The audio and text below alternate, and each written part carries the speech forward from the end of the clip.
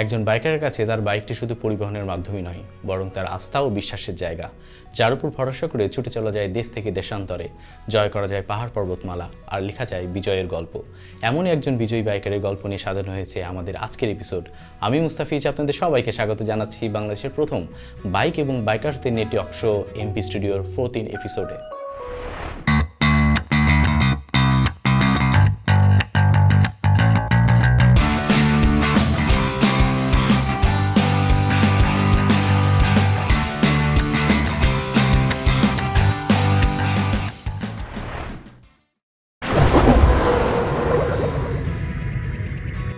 Dear viewers, যেমনটি বলছিলাম, আজকে আমাদের মাঝে আছেন মাস্তাক ভাই, যিনি সুদূর 13,500 কিলোমিটার পথ পাড়ি দিয়ে বাংলাদেশ থেকে সৌদি বর্ডার পর্যন্ত ঘুরে এসেছেন। তার যে লম্বা জার্নি, সেই জার্নির গল্প শুনবো আজকে আমরা। মাস্তাক ভাই, আপনাকে আমাদের স্টুডিওতে স্বাগতম। Thank you so much for inviting me. ভাই, প্রথমে আমি জানতে চাইবো যে লম্বা যে জার্নিটা ছিল, জার্নিটাতে অনেক কঠিন ছিল নিশ্চয়, তবে সবচেয়ে প্রথম যে জিনিসটা আমি জানতে চাই, কবে থেকে এবং কিভাবে এই প্ল্যানটা আপনারা করেন এবং কবে থেকে জার্নিটা শুরু হয়েছিল? ফার্স্ট অফ অল, আমরা এই ট্যুর বা এই জার্নি প্ল্যান করা শুরু করি 2018 সালের ফার্স্ট কোয়ার্টার থেকে। খুব সম্ভবত মার্চ থেকে আমরা প্ল্যান করা শুরু করি। আর আমাদের ইনিশিয়াল প্ল্যানটা ছিল আমরা ইন্ডিয়া, মায়ানমার, থাইল্যান্ড, মালয়েশিয়া হয়ে সিঙ্গাপুর যাব। তো ওই প্ল্যানটা দেখা যাচ্ছে কিছু কমপ্লিকেশনস ওই প্ল্যানে আসার কারণে পরবর্তীতে আমরা আমাদের প্ল্যানটা চেঞ্জ করি। যদিও ওই প্ল্যানটা পুরোপুরি ওয়ার্কআউট করা ছিল, আমরা পরবর্তীতে কিছু কমপ্লিকেশনের কারণে প্ল্যানটা চেঞ্জ করে আমরা সৌদির উদ্দেশ্যে প্ল্যানটা করি। তো ইনিশিয়ালি দেখা যাচ্ছে সাইদ ভাই, যিনি আমার ট্যুর পার্টনার ছিলেন, উনি শুধুমাত্র পাকিস্তান পর্যন্ত একটা প্ল্যান আমাকে থ্রো করেছিলেন যে আমরা পাকিস্তান যেতে পারি, ওয়াই নট পাকিস্তান। তো আমি ভাবলাম যে ঠিক আছে, পাকিস্তান ইন্টারেস্টিং। উনি প্লাস আমাকে একটা ইনফরমেশন দিল যে পাকিস্তানে আপনার রিসেন্টলি ই ভিসা সিস্টেমটা চালু হয়। তো পরবর্তীতে আমি যখন রিসার্চ করে দেখি, সো পাকিস্তানের কিছু জায়গার নামও আমাকে সাইদ ভাই বলেছিলেন যে এই জায়গাগুলো খুবই সুন্দর অ্যান্ড বাইকারদের জন্য it's a very good tourist attraction বা বাইকার্স অ্যাট্রাকশন। ঘাটাঘাটি করার পর আমি ভাবলাম যে হ্যাঁ, it's a very nice place, আমরা পাকিস্তান যেতে পারি। পাশাপাশি আমি ভাবলাম যে যেহেতু পাকিস্তান যাচ্ছি, তা আমরা কেন না আরও সামনের দিকে আগাই। কারণ যত ইন্টারন্যাশনাল ট্রাভেলার আছে যারা নিজের ভেহিক্যাল নিয়ে ট্রাভেল করে, তারা পাকিস্তান গেলে কিন্তু দুইটা রুট ইউজ করে। ইদার পাকিস্তান হয়ে আপনার ইউরোপের দিকে মুভ করে, অথবা মিডল ইস্ট বা আফ্রিকার দিকে। তো আমাদের প্ল্যান ছিল যে আমরা মিডল ইস্ট, যেহেতু পাকিস্তান যাচ্ছি আর মিডল ইস্ট বেশি দূর না, সেখান থেকে ইরান হয়ে দেখা যাচ্ছে ইউএই, তারপর সৌদি যাওয়া যাচ্ছে। তো আমরা তখন প্ল্যান করি আমরা উমরার জন্য আগাবো। So that is how the planning actually started. আচ্ছা, বাইকটা কি ছিল? এইটা যেহেতু একটা বড় প্ল্যান, তো সেই ক্ষেত্রে আপনাদের বাইক কেমন ছিল, কোনটা ছিল যদি বলতেন? আমার বাইক ছিল সুজুকি GSX-R 150, আর আবু সাইদ ভাইয়ের বাইক ছিল হোন্ডা CBR 150R। আচ্ছা, আর জার্নিটা কবে থেকে শুরু হয়েছিল? জার্নিটা ইনিশিয়ালি স্টার্ট হয় সেপ্টেম্বরের 29 তারিখ 2019-এর। আমাদের প্ল্যান ছিল সেই 2018 সালের ফার্স্ট কোয়ার্টার, বাট আমরা প্ল্যানটা এক্সিকিউট করতে পারি 29 সেপ্টেম্বরে। 29 সেপ্টেম্বরে আমি একা বের হই, অ্যাকচুয়ালি একা ইন্ডিয়ার উদ্দেশ্যে বের হই। ইন্ডিয়াতে যাওয়ার পর আমাদের প্ল্যান ছিল আমি একা প্রথমে পাকিস্তান যেতে পারি কিনা দেখব, কারণ কিছু কমপ্লিকেশন আছে, ভিসা কমপ্লিকেশন, যেটার কারণে দেখা যাচ্ছে আমার দিল্লি থেকে একটা পারমিশন নেওয়া লাগতো। তো আবু সাইদ ভাই আর আমরা যেটা প্ল্যান করি যে আমরা যদি দুইজন একসাথে বের হই, আর যদি কোনো কারণে আমরা পারমিশন না পাই, তাহলে দেখা যাচ্ছে দুজনেরই ফিরে আসতে হবে দেশে। তো হতাশাটা বেশি থাকতো, আর দেখা যাচ্ছে এক্সপেন্সেসের যে ব্যাপার সেটাও ডাবল হয়ে যেত। সো ওই জন্য দেখা যাচ্ছিল আমরা ইনিশিয়ালি ডিসাইড করি, আমি এবং আবু সাইদ ভাই মিলে যে ডিসিশনটা নিই, আমি আগে যাব ইন্ডিয়ার উদ্দেশ্যে, ইন্ডিয়া হয়ে পাকিস্তানের উদ্দেশ্যে চেষ্টা করব। যদি আমি পাকিস্তান যেতে পারি বা পাকিস্তানে যদি আমি এন্ট্রি পাই, এর পর আবু সাইদ রওনা করবে। সো যেটা হয়, আমি 29 সেপ্টেম্বরে বাংলাদেশ থেকে ইন্ডিয়ার উদ্দেশ্যে রওনা দিই। 29 সেপ্টেম্বরে আমি ইন্ডিয়া প্রবেশ করি। তারপর অক্টোবরের 7 তারিখে আমি প্রথম বাংলাদেশি হিসাবে বাই রোড নিজের মোটরসাইকেল নিয়ে পাকিস্তানে প্রবেশ করি। ভাই আপনার জার্নি সম্বন্ধে তো জানলাম যে কবে থেকে শুরু হয়েছিল, এবার জানতে চাইবো আপনার প্রিপারেশনগুলো নিয়ে, আপনার বাইকের প্রিপারেশান, ডকুমেন্টেশন বা এত বড় লম্বা জার্নি, অতএব ফাইন্যান্সিয়ালি তো একটা বড় সাপোর্ট দরকার, এই বিষয়গুলো যদি বলতেন। এবং সবচেয়ে ইম্পর্টেন্ট যেটা ইস্যু সেটা হচ্ছে রাইডিং সেফটি, এই বিষয়গুলো নিয়ে আপনি যদি একটু বলতেন।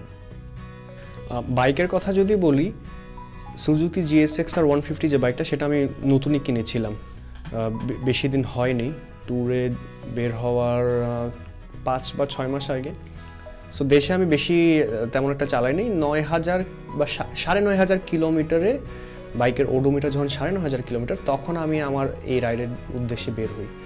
তো নতুন অবস্থায় দেখা যাচ্ছে বেশি আসলে প্রিপারেশন বাইকের জন্য তেমন ছিল না, জাস্ট আমি একটা ভালোভাবে একটা ফুল সার্ভিসিং আর বেসিক যে রিকোয়ারমেন্টসগুলো আছে সব কিছু ফুলফিল করে আমি রাইডের উদ্দেশ্যে বের হই।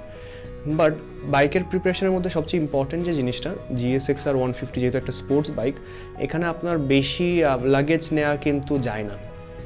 এমনিতেই GSX-R 150 পিছনের সিটটা খুবই ছোট, তো আমি যেটা করি পিছনের একটা এক্সটেনশন র্যাক বা ক্যারিয়ার সেটা ইনস্টল করি এবং দুপাশে দুইটা স্যাডেল স্টে বা স্যাডেল স্ট্যান্ড আমি ইনস্টল করি, যাতে আমার লাগেজগুলো আমি ভালো করে নিতে পারি বাইকে। সো সেটা আমি কোনো রকম আসলে ভালো অপশন পাচ্ছিলাম না চিটাগং থেকে, যেহেতু আমি প্রিপারেশনগুলো নিচ্ছিলাম, যেহেতু আমার বাসা চিটাগং। সো যতটুকু সম্ভব ছিল আমি মোটামুটি একটা সেট আপ রেডি করেছি, যেখানে আমি আমার যত ধরনের লাগেজ আছে বা ব্যাগ আছে সব জন্য আমি বাঁধতে পারি।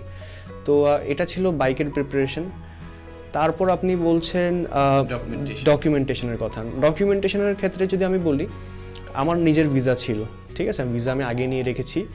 তো আমি বর্ডার ক্রস করার জন্য দেখা যাচ্ছে, যদি আমি ইন্ডিয়ার কথাই বলি, প্রথম তো আমার ইন্ডিয়া যেতে হবে। তো আমার ভিসা ছিল, সো আমি ইমিগ্রেশনের জন্য আই এম রেডি।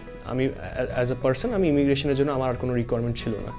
বাকি হচ্ছে বাইক, যেহেতু বাইক একটা কাস্টমসের অবজেক্ট ধরা হয়, তো সেই ক্ষেত্রে টেম্পোরারি এক্সপোর্ট যেটা আমি করছি, ইন্ডিয়াতে আমি টেম্পোরারি এক্সপোর্ট করছি বাংলাদেশ থেকে, ইন্ডিয়া সেটা টেম্পোরারিভাবে ইম্পোর্ট করছে।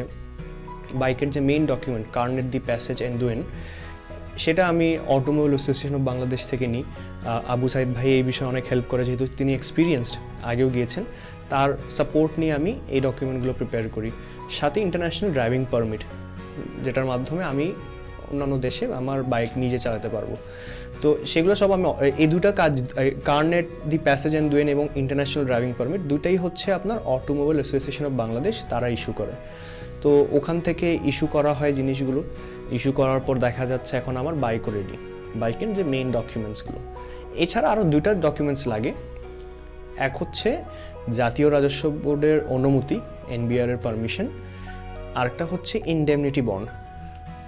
তো আমরা অনেক দিন যাবত NBR এর পারমিশন নিয়ে স্ট্রাগল করছিলাম যে কিভাবে আসলে যাওয়া যায়, কারণ NBR এর পারমিশনটা দেখা যাচ্ছে ম্যান্ডেটরি করে দেওয়া হয়েছিল। তো অনেক দিন ধরে NBR এর অফিসে আমরা আসা যাওয়া করছিলাম, অ্যাপয়েন্টমেন্ট নিয়েছি ফার্স্ট সেক্রেটারি, সেকেন্ড সেক্রেটারির সাথে কথাবার্তা বলেছি। পরবর্তীতে যেটা জানতে পারি যে এই মুহূর্তে NBR থেকে কোনো ধরনের পারমিশন দেওয়াই হচ্ছে না। কিছুটা আপসেট হয়ে গেছিলাম এই ব্যাপারটা শোনার পর, বাট আমরা স্টিল কনফিডেন্ট ছিলাম যে না, যেভাবেই হোক একটা না একটা ওয়ে বের করব। তা আমি ঘাটাঘাটি করি আরও ইনডেপথ যে আসলেই কি NBR এর পারমিশন প্রয়োজন কিনা। তখন আমি দেখা যাচ্ছে আপনার 2015 থেকে 2018 যে এক্সপোর্ট পলিসি আছে কাস্টমসের, সেখানে যে ধারা অনুযায়ী আসলে বের হয় সবাই 2.6.4, তো ওখানে NBR এর পারমিশনের ব্যাপারে কিছু উল্লেখ করা নেই। ওখানে জাস্ট উল্লেখ করা যে কোনো ব্যক্তি যদি নিজের ব্যক্তিগত ভেহিকল নিয়ে বিদেশ ভ্রমণ করতে যায়, তাহলে তার Karnit de passage en Dwayne অথবা ইনডেমনিটি বন্ড, এই দুটার যে কোনো একটা প্রয়োজন। তো আমি ভাবলাম যে আমি দুটোই রেডি করি। আমি Karnit de passage en Dwayne, যেটা ম্যান্ডেটরি, বিকজ ইন্ডিয়া যেতে মানে আমি দেশ থেকে বের করতে পারবো কার্নেট ছাড়া, বাট ইন্ডিয়াতে যদি আমি এন্ট্রি নিতে চাই আমার কার্নেট লাগবেই। সো কার্নেট বাই ডিফল্ট সেটা আমি ম্যানেজ করি। আর ইনডেমনিটি বন্ড, এটা হচ্ছে এক ধরনের আপনার 300 টাকার স্ট্যাম্প পেপারে কিছু লেখা যায়, হ্যাঁ আমি যদি বাই এনি চান্স যদি আমি আমার বাইক নিয়ে দেশে আসতে না পারি সাকসেসফুলি, দেশে ফিরতে যদি না পারি, সেই ক্ষেত্রে গভর্নমেন্ট আমার এগেনস্টে অ্যাকশন নিতে পারবে, এই ধরনের একটা বন্ডসই। তো এই দুটা নিয়ে আমি বর্ডারে প্রসিড করি, লজিক্যালি তাদের সাথে আমি আর্গিউ করি, দেন আমি ইন্ডিয়া প্রবেশ করতে পারি NBR এর পারমিশন ছাড়া। তো এটা ছিল ডকুমেন্টের ব্যাপার। তারপর ফাইন্যান্সিয়াল সাপোর্ট যদি বলেন। হ্যাঁ, ফাইন্যান্সিয়াল সাপোর্টের কথা যদি বলি, ফাইন্যান্সিয়ালি মানে আমি আমার লাইফ টাইম সেভিংস বলতে গেলে স্পেন্ড করে ফেললাম পুরো ট্যুরের পিছনে। তাও এনাফ ছিল না, কারণ অনেক ধরনের চ্যালেঞ্জেস আমার ট্যুরে থাকা অবস্থায় ফেস করা লাগলো। তো এক্সপেন্সেস বেড়ে গেছে ওই জায়গায়। তারপর দেখা যাচ্ছে আপনার পাশাপাশি আমারও একটা 2 মাসের ব্রেক ছিল। কারণ আমি প্রথমে বাইকটা রেখে দেশে চলে আসি, এরপর আবু সাইদ আমার সাথে আবার কন্টিনিউ করে ট্যুরে। তো এই 2 মাস যে আমি দেশে বসেছিলাম, এই এক্সপেন্স সব কিছু মিলে দেখা যাচ্ছে সেভিংস তো অলমোস্ট শেষের দিকে। ট্যুরে যেতে পারবো কি পারবো না তাও ডাউট না, যেতে পারলেও দেখা যাচ্ছে আমি হয়তো বা সৌদি পর্যন্ত যেতে পারবো, আশাটা নিশ্চিত ছিল না যে আমি আদৌকে আসতে পারবো কিনা, যতটুকু আমার ফাইন্যান্সিয়াল সাপোর্ট আছে। তো দেশে যেহেতু বসেছিলাম, তো আমি আর আবু সাইদ আমরা ডিসাইড করি যে আমরা স্পন্সরশিপ হান্ট করব। ঠিক আছে, যদি আমরা কোনো কোম্পানির সাপোর্ট পাই, কোনো ব্র্যান্ড বা অর্গানাইজেশনের সাপোর্ট পাই, তাহলে আমরা সেটা নিয়ে আগাবো। যেহেতু আমাদের যে কজ বা আমাদের যে রাইড ফর নেশন, এটা একটা ভালো উদ্দেশ্য নিয়ে আমরা যাচ্ছি। সো আমি আশাবাদী ছিলাম, দেশের বাইরে যেহেতু যাচ্ছি এরকম একটা কজ নিয়ে, আমাদের সাথে বেশ কয়েকটা অর্গানাইজেশন বা কোম্পানি সাপোর্টে থাকবে। তো প্রথমত এমআরএফ টায়ার্স বাংলাদেশ, যেটা রয়্যাল এন্টারপ্রাইজের থ্রুতে আসে। বেসিক্যালি রয়্যাল এন্টারপ্রাইজ হচ্ছে এমআরএফ টায়ার্সের অথরাইজড ডিস্ট্রিবিউটর বা ইম্পোর্টার। তো রয়্যাল এন্টারপ্রাইজ আমাদেরকে বেশ ভালো একটা সাপোর্ট দেন। পাশাপাশি এমটি হেলমেটস বাংলাদেশ ছিলেন, এমটি হেলমেটসের অথরাইজড ডিস্ট্রিবিউটর এবং ইম্পোর্টার। আর আইফিক্সিট বাংলাদেশ, যারা যত ধরনের অ্যাপেল ডিভাইস আছে সবগুলো রিপেয়ার করে। তো এই 3টা ব্র্যান্ড মূলত আমাদের সাথে মার্জ হয়েছিলেন এবং তাদের সাপোর্টে আমি একটা ফাইন্যান্সিয়াল ব্যাকআপ পেয়েছি। খুব বেশি ছিল না, বলা যায় একটা টোকেন মানি, আর সাথে তাদের কিছু প্রোডাক্ট, যেমন এমআরএফ বাংলাদেশ আমাকে টায়ার্স দিয়েছে, আমাদেরকে তাদের সবচেয়ে লেটেস্ট যে প্রোডাক্টটা ছিল এমআরএফ ম্যাসেটার, সেটা আমাদেরকে ইউজ করতে দিয়েছে। এবং আমাদের ফিডব্যাকের উপর ডিপেন্ড করেই তিনি আবার এই টায়ারটা আলাদাভাবে ইম্পোর্টও করেন। এটা নিউ প্রোডাক্ট বাংলাদেশের জন্য, অফিসিয়ালি কখনো আগে কেউ আনেনি। তো আমরা ইউজার ফিডব্যাক দেওয়ার পর যখন ভালো ফিডব্যাক আমরা পেয়েছি, উনি পরে এটা ইম্পোর্ট করে। ঠিক সেভাবে এমটি হেলমেটস বাংলাদেশ থেকে আমরা দুজনই এমটি কেয়ারি এসভি একটা হেলমেট পেয়েছি। মোটামুটি হচ্ছে আপনি অতটা সাপোর্ট না পেলেও সাপোর্ট পেয়েছেন, এটা আলহামদুলিল্লাহ কিছুটা ভালো সাপোর্টই পেয়েছি। এবার আমাকে জাস্ট যদি শর্টে বলেন যে আপনার রাইডিং সেফটি ব্যাপারটা কেমন ছিল, যেহেতু আপনি লং ট্যুরে যাচ্ছেন। রাইডিং সেফটি যদি আমি গিয়ার্সের কথা বলি, এক হচ্ছে দেখা যাচ্ছে সেফটিকে আমি 2 ভাগে ভাগ করব। একটা হচ্ছে নিজের সেফটি ফর গিয়ার্স, আর একটা হচ্ছে সেফলি রাইড করা। তো আমরা দুজনেই চেষ্টা করেছি সবসময় সেফলি রাইড করার, কারণ আমাদের মাথায় ছিল যে আমরা এত দূর যাচ্ছি, আল্লাহ না করুক যদি কিছু একটা হয়, আমাদেরকে কেউ দেখার জন্য কিন্তু কেউ আসবে না দেশ থেকে, বা আসতে গেলেও দেখা যাচ্ছে বাই দ্যাট টাইম অনেক দেরি হয়ে যেতে পারে। দেশের ক্ষেত্রে সেটা আলাদা, দেশের ট্যুরে দেখা যাচ্ছে লোকাল কমিউনিটির একটা সাপোর্ট পাওয়া যায়। দেশের বাইরে সেটা অত সহজ না, এক এক দেশে এক এক রকম সিচুয়েশন হতে পারে। তো সবসময় চেষ্টা করেছি সেফলি রাইড করার। আর সেফটি গিয়ার্সের কথা যদি বলি, আমরা সবাই সেফটি গিয়ার্স ফুললি এনশিওর করেছি। সেটা দেখা যাচ্ছে ভালো সার্টিফাইড হেলমেট থেকে নিয়ে ভালো লেদার গ্লাভস, ভালো মানের CE protected jackets with armour, riding pant, riding boot. তো সব দিক দিয়ে আমরা মোটামুটি প্রিপেয়ার্ড ছিলাম। ইভেন বৃষ্টির জন্য দেখা যাচ্ছে রেইনকোট ছিল ভালো পরিমাণের বা ভালো মানের রেইনকোট ছিল। তো সব দিক দিয়ে আমরা সেফটির কথা যদি ভেবে থাকি, তাহলে রাইডিং স্টাইলটাও আমাদের সেফ ছিল, যেন আমরা দেশে ফিরে আসতে পারি সুস্থভাবে, এবং সাথে প্রোটেক্টিভ গিয়ার্সও ছিল, যেন ইন কেস যদি কোনো অ্যাক্সিডেন্ট হয় যেন আমরা সেফ থাকি। ভাই, আপনার প্রিপারেশন সম্পর্কে তো জানলাম, এবার আমি একটা বিষয় জানতে চাচ্ছি, সেটা হচ্ছে অনেকেই বলে যে আমি দেশ থেকে তো বাইক নিয়ে যাওয়াটা অনেক ডকুমেন্টেশন বা অন্যান্য বিষয়গুলো অনেক ঝামেলায় যদি বলি বা কষ্টকর যদি বলি, কী বলা যায়, পারমিশন পাওয়া। তো সেক্ষেত্রে যেই দেশে যাচ্ছি সেই দেশ থেকে বাইক নিয়ে আমি রাইড করব না কেন? তো আপনি যদি বিষয়টা একটু বলতেন যে আপনার কাছে কোনটা কেমন মনে হয়। যদি আমি নিজের বাইক নিয়ে যাওয়ার সুবিধার কথা বলি, সর্বপ্রথম সুবিধা হচ্ছে আসলে নিজের দেশের রেজিস্টার্ড একটা বাইক নিয়ে আমি রাইড করবো আরেক দেশে। তো it's a matter of pride যে আমি আমার দেশের বাইক চালিয়ে আরেকটা দেশে প্রবেশ করেছি। সো ওখানকার যারা লোকজন আছে সেটা আপনার বাইকার ফ্রেন্ডস হোক বা রেগুলার সিভিলিয়ান বা ট্রাফিক পুলিশ, তারাও কিন্তু যখন জানতে পারে যে আমি বাইক নিয়ে এসেছি, তাদের রিয়াকশনটা আসলে দেখার মতো। আর নিজের বাইক চালিয়ে যাব, সেটার যে একটা শান্তি, সেটা আসলে আরেক দেশে গিয়ে বাইক নিয়ে রেন্ট করা বা ওখানে গিয়ে বাইক রেন্ট করে চালানো, ওইটা ডিফারেন্ট। মানে এই ফিল আর ওই ফিল আসলে তুলনা করা যাবে না, totally different kind of feelings. তো ওই কারণে আমি মনে করি নিজের বাইক নিয়ে যাওয়ার স্ট্রাগলটা বেশি হলেও সেটার বেনিফিটস আছে। আপনি রেসপেক্ট পাবেন আরেকটা দেশে যখন আপনি রাইড করবেন নিজের বাইক, ওই রেসপেক্টটা আপনি ওখানকার রেন্ট করা বাইক নিয়ে চালালে আপনি পাবেন না। ফর এক্সাম্পল, আপনি ইউএসএতে ফ্লাই করে গেলেন, ওখানে একটা বাইক নিলেন, তারপর আপনি বাইক নিয়ে চালাইলেন ওখানে ইউএসএর বাইক। সো আপনি সবাই তো আলটিমেটলি ইউএসএর নাম্বার প্লেট দেখছে, কেউ আসলে বুঝবে না যে আপনি বাইরের থেকে আসছেন। বাট যখন একটা ডিফারেন্ট নাম্বার প্লেট দেখে, তখন কিন্তু মানুষ জিজ্ঞাসা করে। ঠিক সেভাবে আমার যেমন ইউএইতে হয়েছিল, আমাকে 2-3 জন দাঁড়া করে বললো যে এটা কোন দেশের নাম্বার প্লেট, ঠিক আছে। আমাকে আরবিতে প্রথমে জিজ্ঞাসা করছে, আমি বললাম যে মাফি আরবি মালুম, ঠিক আছে। তো পরে সে বললো যে আচ্ছা কোন দেশের নাম্বার প্লেট, ইংলিশে বললো, ভাঙা ইংলিশে। আমি বললাম যে এটা বাংলাদেশ। ওই তুমি বাংলাদেশ থেকে আসছো বাইক নিয়ে? বলছে জি, বাংলাদেশ থেকে চালে আসছি। সো আমাকে এইভাবে যে একটা থামস আপ দিল, তো এটা একটা এনকারেজমেন্ট হিসাবে কাজ করে যে গুড জব, সেই ভালো কাজ করেছো। তো এই ধরনের এনকারেজমেন্ট দেখা যাচ্ছে থ্রু আউট দ্য জার্নি আপনি পাবেন, যে আপনি নিজের দেশ থেকে নিজের বাইক চালিয়ে এসেছেন। আর একটা অসুবিধার কথা যদি বলি, যে আপনি যদি কোনো ডিফারেন্ট মডেলের বাইক চালিয়ে যান, সেই ক্ষেত্রে দেখা যাচ্ছে আপনার স্পেয়ার পার্টসের একটা ঝামেলা হতে পারে। তো স্পেয়ার পার্টস আপনি ওই দেশে নাও পেতে পারেন। সেই ক্ষেত্রে আপনার ওই দেশে যাওয়ার আগে আপনার সব স্পেয়ার পার্টস নিজের দেশ থেকে ক্যারি করে নিয়ে যেতে হবে। তো আপনার লাগেজটা আলটিমেটলি ভারী হচ্ছে, এটা একটা ইস্যু। সেকেন্ড হচ্ছে আমাদের দেশের সিসি লিমিটেশন।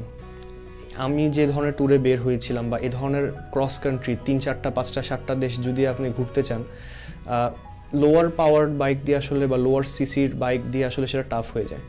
বাইক অতটা স্ট্রাগল মানে আপনি সারাক্ষণ চালাবেন, ওই পাওয়ারটা কিন্তু দেখা যাচ্ছে আমাদের বাইক ল্যাক করে। হয়তোবা পারবো, কিন্তু দিন শেষে দেখা যাচ্ছে বাইকের ক্ষতি হয় লং রানে গিয়ে। সো হায়ার সিসি বাইক আমাদের দেশে নাই, এটা একটা ডিসঅ্যাডভান্টেজ। আমাদের যদি আমাদের দেশ থেকে বের হতে হয় বাইক নিয়ে, তাহলে লোয়ার সিসি বাইক নিয়ে যেতে হবে, সেটার ডিসঅ্যাডভান্টেজ আছে অনেক জায়গায়। আর বাইক ভাড়া করার কথা যদি বলি, আমি যেটা মনে করি, আপনি যদি ইন্ডিয়া যান বা স্পেসিফিক যে কোনো একটা দেশে যান, আপনি ওই দেশ থেকে বাইক ভাড়া পেতে পারেন। মোস্ট অফ দ্য কান্ট্রিজ কিন্তু বাইক ভাড়া দেয় না। যেমন বাংলাদেশে যদি কেউ আসে, বাংলাদেশে আমাদের কিন্তু বাইক রেন্টের কোনো ফেসিলিটি নেই। এরকম আরও অনেক দেশে থাকতে পারে যেখানে ফেসিলিটি নাই। সেই ক্ষেত্রে যে প্রবলেমটা হয়, আপনি আপনার বাইক যদি ভাড়া নেন, ইন্ডিয়া থেকে আপনি পারবেন, পাকিস্তানে আমার জানা মতে বাইক রেন্টের ফেসিলিটি তেমন নাই। সো ওখানে বাইক খোঁজা একটা প্যারা, সেটা একটা হ্যাজেল। আর আপনি যদি বাইক কিনে তারপরে চালান, যাওয়ার সময় বিক্রি করে দেবেন, তখন একটা হ্যাজেল। আপনার বাইক কিনতে হবে, আবার সেল করতে হবে, সেল যদি না হয় ওয়েট করতে হবে। সো এটা একটা ইস্যু। আর সবচেয়ে বড় ইস্যু হচ্ছে, আপনি ধরেন আমার ট্যুরের কথাই যদি বলি, আমার রুট প্ল্যান অনুযায়ী আমি ইন্ডিয়া থেকে বাইক রেন্ট করলাম, সেই বাইক নিয়ে আমি পাকিস্তান যেতে পারবো না। কারণ হচ্ছে ওই বাইকটা আমি আমার নামে করতে পারবো না, আমার নিজের নামে আনতে পারবো না। কারণ নিজের নামে আনতে হলে ওই দেশের রেসিডেন্ট হতে হয়। সো আমি তো ইন্ডিয়ান রেসিডেন্ট না, সো আমি আমার নামে বাইক নিজের নামে আনতে পারছি না। আর বাইক যদি নিজের নামে না হয়, তাহলে আপনি কার্নেট দি প্যাসেজ অ্যান্ড ডুয়েন্ট যেটা ডকুমেন্ট করতে হয়, সেটা আপনি করতে পারবেন না। সো আলটিমেটলি আপনি শুধু ওই দেশেই লিমিটেড, আপনি ওই দেশেই ঘুরতে পারবেন। টোটাল যদি বলা যায় যে মানে উভয় দিক দিয়েই অ্যাডভান্টেজ ডিসঅ্যাডভান্টেজ সবই আছে। তবে ভালো হয় নিজের দেশ থেকে যদি নিজে বাইকটা নিয়ে যায়, একটা প্রাইডও যেমন থাকে। আপনাকে যেমন দুবাই বলেছে যে গুড জব, তো আমি বলবো গ্রেট জব। আর এই গ্রেট জবের সঙ্গে সঙ্গে ডিয়ার ভিউয়ার্স, একটা ছোট্ট ব্রেক নেওয়ার সময় হয়েছে। ব্রেক থেকে ফিরে আমরা আবার মাস্তাক ভাইয়ের গল্প শুনবো ইনশাআল্লাহ।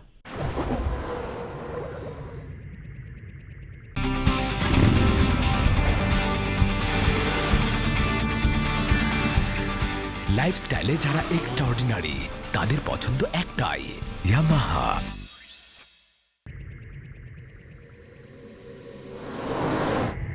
ডিয়ার ভিউয়ার্স, ব্রেকের পরে আমরা ফিরে আসছি, আবার শুনবো মাস্তাক ভাইয়ের গল্প।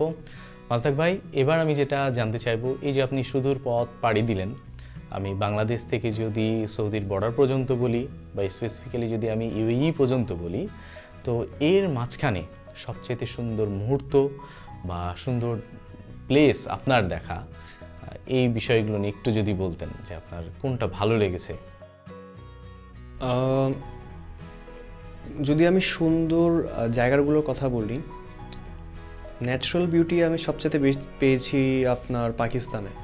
ন্যাচারাল বিউটির কথা যদি বলি, কারণ আমার পাকিস্তান সবচেয়ে বেশি ঘোরা হয়েছে। আমি 2 মাস পাকিস্তানে কাটিয়েছি, 60 ডেজ। তো 60 ডেজে আমি অনেক জায়গা এক্সপ্লোর করেছি, ফুল পাকিস্তান বলা যায় আমি কভার করেছি। নর্থার্ন এরিয়াস যেটা আছে পাকিস্তানের, মানে যেখানে আপনার স্নোফল হয়, তুষারপাত পড়ে, ঠিক আছে, সেই জায়গাগুলোর বিউটি হচ্ছে মানে তুলনা করার মতো না।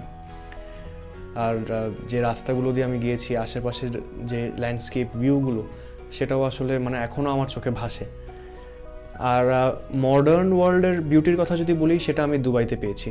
মানে এত অ্যাডভান্সড, এত সুন্দর, বিশাল বড় বড় বিল্ডিং, আর বিশাল চড়া চড়া 8 লেনের রোড, 16 লেনের রোড, ঠিক আছে, মানে এই পাশে 8 লেন, এই পাশে 8 লেন। সো দুই ধরনের সৌন্দর্য, মানে একটা ন্যাচারাল বিউটি বা একটা আর্টিফিশিয়ালি ক্রিয়েটেড বিউটি, সব কিছুই দেখা যাচ্ছে আমার ভালো লেগেছে পাকিস্তান আর ইউএই। আর ভালো লাগার মুহূর্তের কথা যদি বলি, পাকিস্তানে সবচেয়ে বেশি ভালো লেগেছে আমার, কারণ ওখানকার যারা লোকাল পিপল আছে বা বাইকার আছে পরিচিত, সবার কাছ থেকে আমি অনেক বেশি অ্যাপ্রিসিয়েশন, রেসপেক্ট পেয়েছি। অ্যাপ্রিসিয়েশন বা রেসপেক্ট আমি তাদের কাছ থেকে অনেক বেশি পেয়েছি যে আমি বাংলাদেশ থেকে এসেছি বাইক চালিয়ে। তো এই কথা যখনই কাউকে বলি বা যখনই কেউ জানতে পারে, অন্য ধরনের একটা মানে আমি তাদের চোখে একটা ভালোবাসা দেখলাম হঠাৎ করে।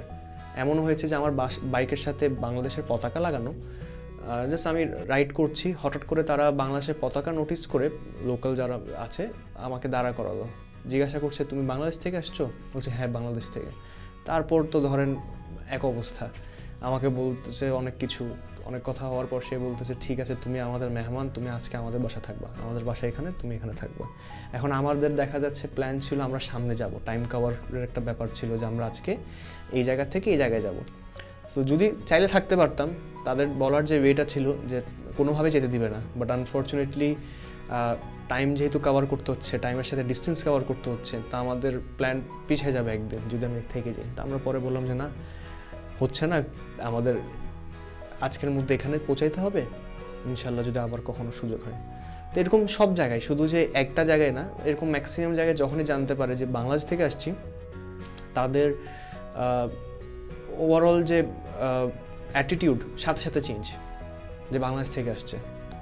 আর অনেক সম্মান পেয়েছি পাকিস্তানে। ঠিক সেভাবেই পাকিস্তানে থাকতে থাকতে তো আমি অনেক দিন ধরে মানে হিন্দি উর্দু বলতে বলতে অভ্যস্ত হয়ে গেছি। হঠাৎ করে যখন এরপর ইউএইতে যাই, ইউএইতে যাওয়ার পর বাংলাদেশি কমিউনিটি পাই আমি আবার। তো ইউএইতে বিশাল বড় বাংলাদেশের কমিউনিটি আছে। তো যাদের সাথে পরিচিত হচ্ছি সবাই দেখে আমাকে চিনে। ব্যাপারটা হচ্ছে এরকম, কারণ আমি যখন ট্যুরে ছিলাম, ট্যুরে থাকা অবস্থায় অনেক নিউজ কভারেজ হয়েছে যে 2 জন তরুণ বাংলাদেশ থেকে সৌদির উদ্দেশ্যে বা মক্কার উদ্দেশ্যে উমরা হজ পালন করতে যাচ্ছে। তো এই নিউজটা দেখা যাচ্ছে অনেক কভার হয়েছে। সো পাশাপাশি কিছু লোকাল চ্যানেলে C+TV, তারপরে হচ্ছে আপনার বাংলা ভিশন, ওখানেও নিউজ কভারেজ হয়েছিল। তো অনেকে চিনে, ব্যাপারটা হচ্ছে এরকম। তো আমাকে দেখা যাচ্ছে সব জায়গায় দাঁড়া, আমি মার্কেটে হাঁটাহাঁটি করছি কয়েকটা, তো আমাকে বাংলাদেশের যে কয়জনই দেখছে দাঁড়া করে জিজ্ঞাসা করছে ভাই আপনি কি উমরা করে চলে এসেছেন? বলছে না ভাই এখনো যাই নাই, যাচ্ছি, যাব, ইউএই ঘুরছি আপাতত, ঘোরা শেষ করে তারপর যাব। তো এই ধরনের যে একটা রেকগনিশন, অ্যাপ্রিসিয়েশন, রেসপেক্ট, এটা ভোলার মতো না। এটা আমি খুব এনজয় করেছি সব জায়গায়। ভাই বেশ কি বলবো, সম্মানজনক ফিল বা একটা ভালো মুহূর্তের কথা আমরা শুনছিলাম আপনার কাছ থেকে। এবার জানতে চাইবো, এত বড় ট্যুর তো ইজি ছিল না, নিশ্চয়ই এটা physically at the same time mentally অনেক টাফ ছিল। এই বিষয়গুলো ম্যানেজ কেমন করে করতেন? ফিজিক্যালি এবং মেন্টালি আসলে সেটা টায়ারিং। প্রথম অবস্থায় দেখা যাচ্ছে আপনার কাছে সেটা মনে হবে যে আপনি এনজয় করছেন, যাচ্ছি, বাট যেটা আমার মানে আমার পার্সোনাল ওপিনিয়ন যদি বলি বা আমার সাথে যেটা হয়েছে, দীর্ঘদিন যাওয়ার পর হঠাৎ করে দেখি যে আমার সকাল আর ঘুম থেকে উঠতে ইচ্ছা করে না। কারণ আমি যখনই ঘুম থেকে উঠি বা অ্যালার্ম যখন বাজে, মনে হয় যে ইস আজকেও আবার 500 কিলোমিটার চালাইতে হবে, 600 কিলোমিটার চালাইতে হবে, আজকেও আবার এত দূর চালাইতে হবে। তো প্রতিদিনের একটা ফিলিং এই সেম কাজ করতো, মানে মেন্টালি আমার কাছে মনে হতো আজকে আবার রাইড করতে হবে, ঠিক আছে।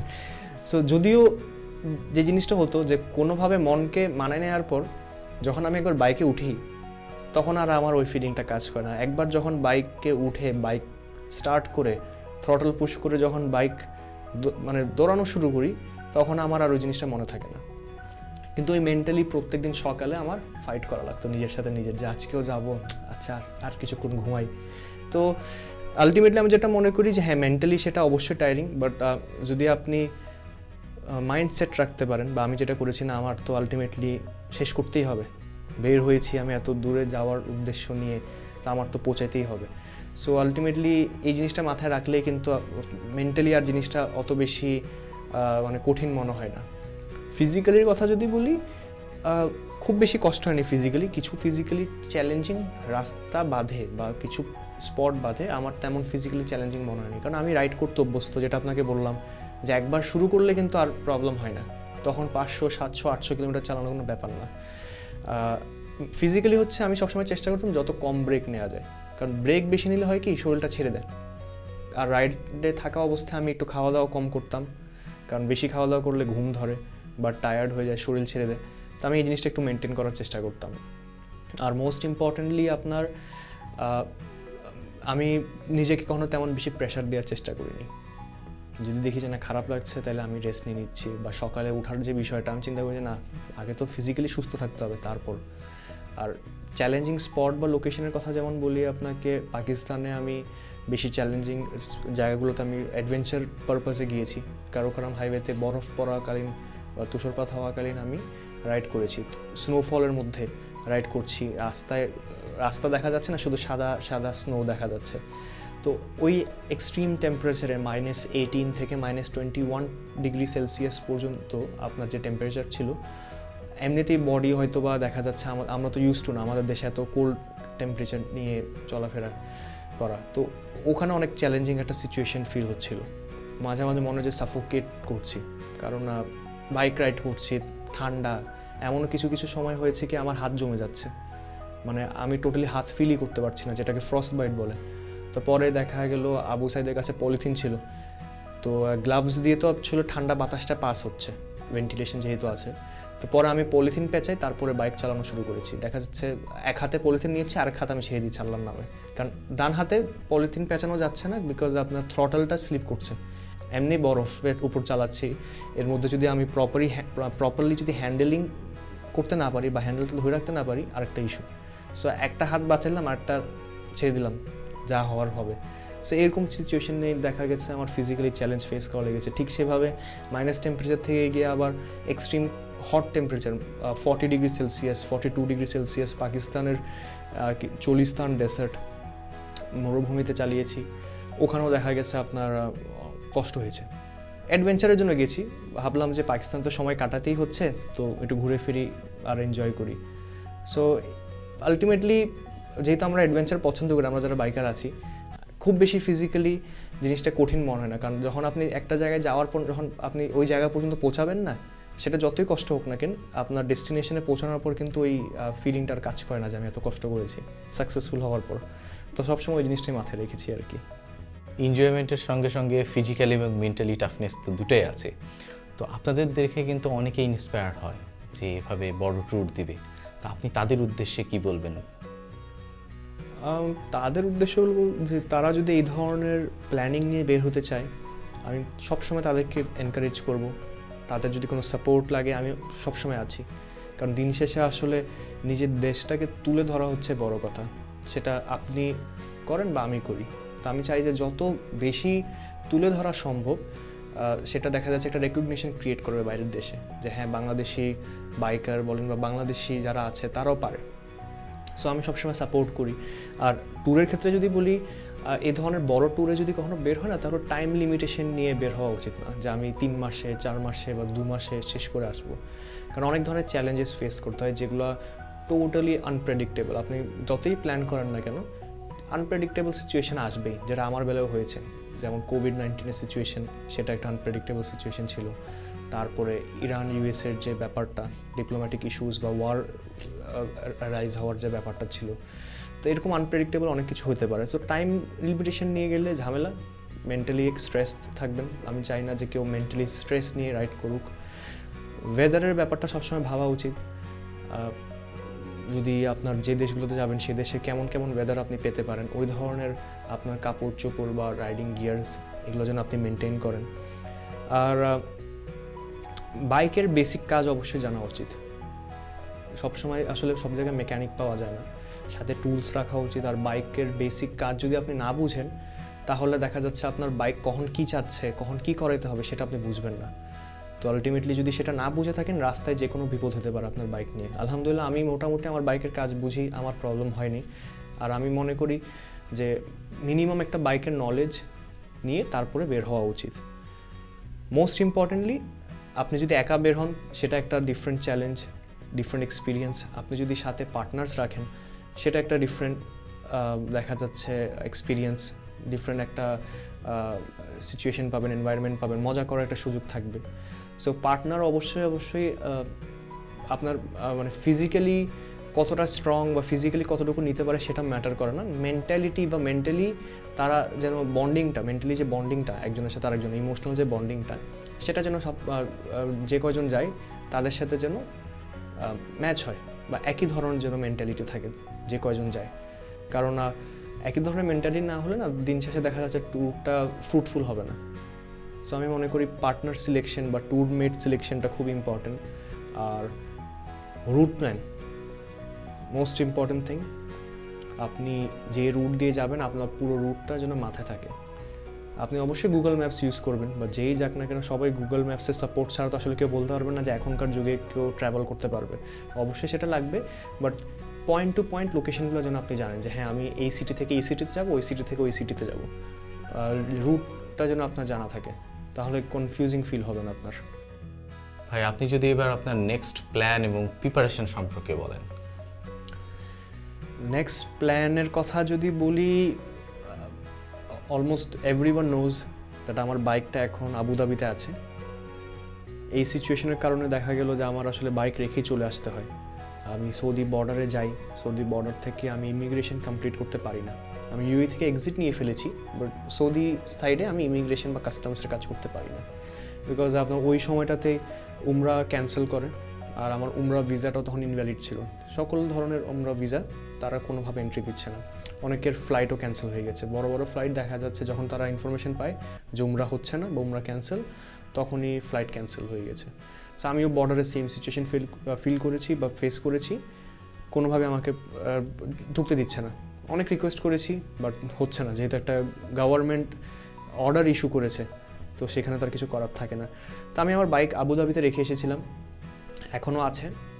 আমার প্ল্যান হচ্ছে যখনই আপনার এই সিচুয়েশনটা, গ্লোবাল ক্রাইসিস যেটা এখন আমরা ফেস করছি, যে প্যান্ডেমিক সিচুয়েশন, এটা যদি আমরা ওভারকাম করতে পারি, আমার ইচ্ছা আছে আমি সর্বপ্রথম উমরা কমপ্লিট করব, যেহেতু আমি ওই উদ্দেশ্য নিয়েই বের হয়েছিলাম। উমরা যখনই চালু হয় বা ওপেন হয়, যখন স্টার্ট হবে, আমি সর্বপ্রথম আমার বাইক রিসিভ করতে যাব আবুধাবি, এখান থেকে ফ্লাই করব আবুধাবি থেকে পরে আমার বাইক নিয়ে আমি কন্টিনিউ করব সৌদির উদ্দেশ্যে। উমরা করার পর আমার ইচ্ছা আছে যে আমি যে রুটে গিয়েছি সেই রুটটা ফলো করে আবার দেশে ফিরবো না, আমি সার্কেল ট্রিপ করব।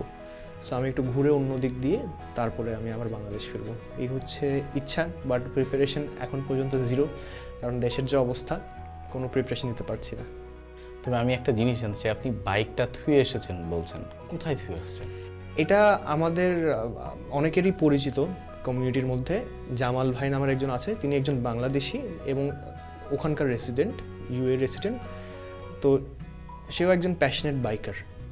তো তার সাথে আমার ওখানে গিয়ে পরিচিত হওয়ার পর আমি তাকে আমার যে ভালোবাসার জিনিস, আমার যে বাইক, সেটা আমি তার দায়িত্বে দিয়ে আসি বা তার কাছে রেখে আসি। তো since he is also biker, তার S1000 BMW S1000 RR আছে, হার্লি ডেভিডসন CVO ব্রেকআউট আছে। সো সে আমার বাইকের প্রপার কেয়ার নিচ্ছে। এবং আমি গতকালকে কথা বলেছি যে ভাই কী অবস্থা, বাইক ঠিকঠাক আছে, কোনো টেনশন নিও না তুমি, বাইকের জায়গায় আছে, আমার বাইকের পাশেই আছে। ভাই সেফটিকে প্রমোট করার জন্য গ্যারেজ বাংলাদেশের পক্ষ থেকে আমাদেরকে সুন্দর এই হেলমেটটা দিয়েছে। সেই হেলমেটে আমাদের যারা সম্মানিত গেস্ট আসেন আমরা তাদের সিগনেচারটা নিয়ে রাখি। তো প্লিজ আপনি যদি আপনার সিগনেচারটা দিতেন। Thank you so much, it's an honour for me. কোথায় করবো, এখানে? হ্যাঁ, আচ্ছা।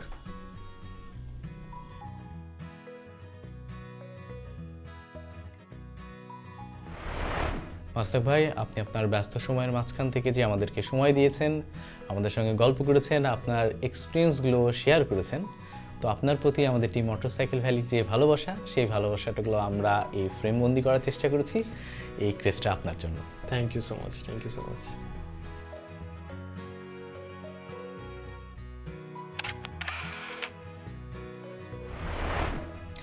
ভাই, আপনার ট্যুরের কথা শুনে কিন্তু আমাদের যারা বাইকার ভাইরা আছে তারাও কিন্তু ট্যুর দিতে চাইবে।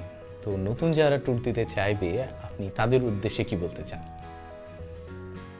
তাদের উদ্দেশ্যে আমি দুটা পয়েন্ট তুলে ধরতে চাই। সর্বপ্রথম হচ্ছে প্ল্যানিং। আপনি একটা বড় ট্যুর প্ল্যান করবেন, অবশ্যই আপনার প্ল্যানিংটা A to Z কমপ্লিট হতে হবে। কারণ আপনার প্ল্যানিং যদি 100% অ্যাকুরেট না হয় উইথ ফুল ইনফরমেশন, তাহলে আপনার মাঝপথে গিয়ে বাধা ফেস করতে হতে পারে। তো সেই ক্ষেত্রে আপনার প্ল্যানিংটা হচ্ছে সবচেয়ে ইম্পর্টেন্ট জিনিস। আর এছাড়া আপনার ফাইন্যান্সিয়াল ব্যাকআপটা অবশ্যই সাউন্ড হতে হবে, এনাফ হতে হবে। বিকজ আপনি যদি ফাইন্যান্সিয়ালিও আটকায় যান, সেটাও এক ধরনের বিশাল বড় বাধা আপনার ট্যুরের মাঝামাঝি যদি সেই জিনিসটা হয়। আর এছাড়া আমার এক্সপিরিয়েন্স থেকে আমি যেটা শেয়ার করতে চাই, আমার কিন্তু দেশের বাইরে রাইড করতে তেমন বেশি চ্যালেঞ্জেস ফেস করতে হয়নি। অ্যাডভেঞ্চারের যে রোডগুলো আছে সেগুলো বাদে রেগুলারলি যদি আমি রাইড করে থাকি ডেলি বেসিস, আমার কাছে অনেক ইজি মনে হয়েছে। পাকিস্তান, ইন্ডিয়া, UAE বা সৌদি বর্ডার পর্যন্ত যে গিয়েছি, সব জায়গায় আমার কাছে তুলনামূলক অনেক ইজি মনে হয়েছে। এটার একটাই রিজন যে আমি বাংলাদেশে এতটা ঘুরে বেরিয়েছি, প্রত্যেকটা আনাচে কোনাচে এতটা ঘুরে বেরিয়েছি যে আমার কাছে বাংলাদেশের যে ট্রাফিক সিস্টেমটা, সেটাই হচ্ছে সবচেয়ে বেশি কঠিন মনে হয়। তো এখানে যদি কেউ রাইড করতে অভ্যস্ত হয়ে থাকে আমাদের দেশে, তাহলে তার জন্য দেশের বাইরে রাইড করা কোনো ব্যাপারই না। ঠিক সেভাবে আমার জন্য সেটা কোনো ব্যাপার ছিল না। সো আমি মনে করি সবার উদ্দেশ্যে একটাই কথা, আমাদের যে সুন্দর দেশটা আছে সেটা আমরা সবাই ঘুরে বেরি, তারপর ইনশাআল্লাহ বড় একটা ট্যুর প্ল্যান করা হবে, যেখানে আমরা দেশের বাইরে গিয়ে আমাদের দেশটাকে তুলে ধরতে পারবো। মাস্তাক ভাইয়ের কথার সঙ্গে আমিও তাল মিলিয়ে বলতে চাই যে অবশ্যই তাই, আগে নিজের দেশকে দেখি, তারপরে অন্য দেশে ইনশাল্লাহ যাব। আর ইনফরমেশনের কথা যেটা বলছিল, অবশ্যই আমার কাছে মনে হয় যে ট্যুরে গেলে আপনি সেই জায়গার সম্পর্কে জানা এবং সেখানে যদি কোনো পরিচিতি বাড়ানো যায়, কার সম্পর্কে ইনফরমেশান জানা যায়, কমিউনিকেশনটা রাখা যায়, তাহলে মনে হয় ট্যুরটা আরও বেশি সহজ হবে। আর আরেকটা জিনিস যেটা আমরা সবসময় বলে থাকি যে সেফটি, আপনি যখনই বাইক রাইড করবেন তখন নিজের সেফটিটা অবশ্যই মাথায় রাখবেন। কারণ হচ্ছে আপনার সময়ের চাইতে কিন্তু জীবনের মূল্য অনেক বেশি। তা সবসময় বি সেফ এবং রাইড সেফ।